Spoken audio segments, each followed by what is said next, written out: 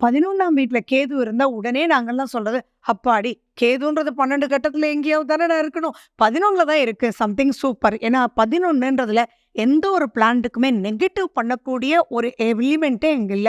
அங்க கெட்டவன் வந்தா கூட அவன் கெட்டவன் அல்ல அப்படின்றது தான் பாயிண்ட். ஸோ அப்படி இருக்கும்போது 11ஆம் வீட்ல கேது இருக்கிறதுன்றதுக்கு ரொம்ப பெருசா பயப்பட வேண்டிய அவசியங்கள் எதுவுமே இல்ல. நம்ம ஜெனரலி நம்மளுடைய தர்மத்துல பார்த்தீங்கன்னா, விநாயகர் கோயிலுக்கு போகாதவங்க யாருமே இருக்க மாட்டாங்க.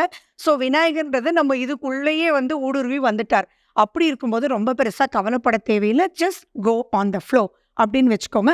ஆனா அவங்களுக்கு கேது திசை நடந்தா, அவங்களுடைய கேது புத்தி நடந்தா, கேது அந்தரம் நடந்தா எப்படி இருக்குன்றத அனலைஸ் பண்ணுங்க. ரொம்ப கன்ஃப்யூஷனா இருந்தது அப்படின்னா, நீங்க வந்து சதுர் தேங்காய் உடைச்சாலே ஆட்டோமேட்டிக்கா நெறைய பிளஸஸ் வந்து உங்களுக்கு கிடைக்கும். சதுர் தேங்காய் உடைக்கிறது அப்படின்றது ரொம்ப பெரியான ட்ரிக்குங்க. அதாவது அத போட்டு உடைக்கும்போது டப்புன்னு உடைஞ்சு அந்த தண்ணி சிதறுது இல்லையா? அவ்ளோ விஷயங்களும் நம்ம பிரெயின் வந்து அவ்வளவா ஆக்டிவேட் ஆகும். ஸோ செய்யக்கூடிய ஒவ்வொரு விஷயமே அதுல சீக்ரெட் இல்ல. உங்கள மாத்தி அதாவது நம்பள மாத்தி நம்மளுக்கு அதுக்குண்டான விஷயத்துக்குள்ள நுழைய வைக்குது. அதான் நம்ம சூப்பரான சனாதன தர்மத்தில இருக்கக்கூடிய ஒவ்வொரு வழிபாட்டு முறையுமே. ஸோ 11ல கேது இருக்கும்போது ரொம்ப பெருசா கவலைப்பட வேண்டாம்.